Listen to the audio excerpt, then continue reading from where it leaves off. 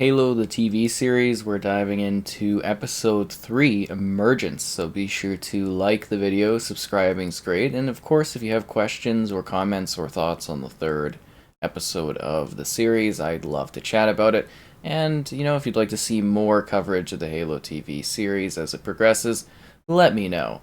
So, yeah, this was the third episode. I do have a review that goes over the first two episodes in the series. I thought they were alright. I thought they were okay. It was decent. It was solid. It was better than I had anticipated, as my expectations were fairly low going into it.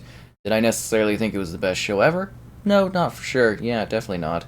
But, it was still fine. It was still serviceable. It had some fun moments. So just keep that in mind as we go into the third episode here and talk about what it has to offer. I try my very best to keep an open mind. Halo is my favorite franchise of all time. So it is kind of a big deal when I kind of watch the show and kind of see what it is. So this is a new canon timeline, and that is very much the case with this third episode. If you were feeling as though they were diverging from the Halo lore in the last couple, this is when a big shift starts to happen. So this is a very quiet, laid-back episode that is more about character-driven moments and moving the plot forward as opposed to necessarily having any real big action set pieces or sequences. It's just lots of talking, lots of getting things going. So the first biggest thing, and again, I'm not able to really spoil anything. They mentioned that don't spoil things. So I'm trying to keep things spoiler free, but we do have to kind of a little bit dive into what is going on in order to actually talk about what's happening in the show. So this episode was all focused on Cortana. So at the end of the last episode, they kind of teased the whole process behind the setup for Cortana, and in this episode, they really dive into that.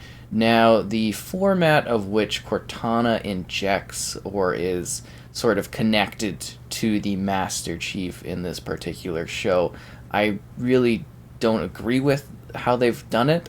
It's a very strange setup. It feels very weird because again, they're kind of setting up the idea that these superhumans are going to just be AI driven at some point down the road and not at all human. So this episode was very much about the Chief kind of discovering his humanity. There was a session where the Master Chief was sitting and listening to a cello concert of the future for a bit. Well, he wasn't sitting, he was standing there awkwardly, and he was letting his emotions out, and he felt like he wasn't connected to others. So that was really interesting. I know personally, I've always waited for that big moment in the Halo universe where we'd get to see the Master Chief taking a cello concert. I mean, the guy's earned it. He does a lot of work out there, taking out the Covenant, blasting enemies, doing whatever the UNSC requires. If the guy wants to sit down and let his emotions loose and watch a cello concert, I guess that's his prerogative. So that was fascinating. But yeah, there was some very big divergence from the actual Halo lore, kind of, and how the Chief was handled this episode that I thought was really, really weird. They do seem to be making some interesting moves in regards to Halsey's kind of connection with the Chief, Cortana's connection to Halsey and the Chief. They play around with that. So it's going to be very interesting to see how those characters interact and kind of bounce and connect off one another going forward, because there's a lot of political intrigue at play. You're going to have to think of this episode as basically just being like chatting and then political elements.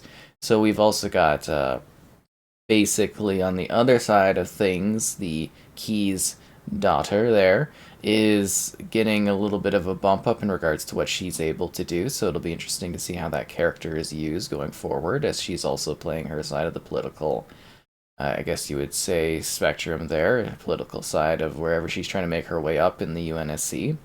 So you get some more shots of Reach, you get to have some Chief walking around a lot. That was a lot of the episode. You also get a bit of a deeper dive into the whole individual brought up by the Covenant. You get some context into her backstory. You understand why she feels this way. But at the same time, it's a bit odd. I don't know. So we also kind of get a little bit more of an idea of what the motivation is for this season, I believe. You do get action, but only in that particular lady's sort of arc in this episode. Nothing really happens with it though, but you do, I guess, understand her character a little bit better and her motivations, I guess. It's it's strange, but yeah, that's where your action is. Definitely, if you're a fan of the series, you might find that that portion of the episode has some fun stuff going on with it in regards to some different critters and whatnot that might be accompanying her on that mission. So that really was the gist of it. You get to see the Spartans react as well to things. They're still basically in the backdrop, and and Wood, I think it's Woodbine and whatnot. Him and the young girl are sort of chatting about doing something, and that's another whole kind of side arc that's going on. But yeah, that's lightly sort of what's going on in the episode 3 without, I think, spoiling anything. It just kind of like, there's not anything to really spoil. There's a lot of chatting, a lot of emotional driven context. There are some new secrets to be revealed.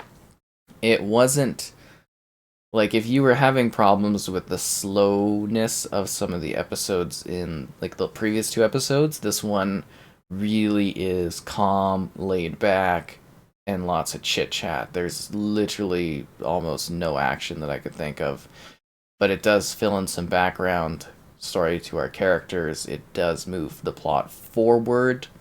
It's a bit of a gap episode that's kind of taking us towards, I'm assuming, more exciting things. They do definitely tease what I believe is the overall goal of the season in this particular episode. Again, something that I was alluding to in my previous review, kind of guessing towards what they might be heading towards.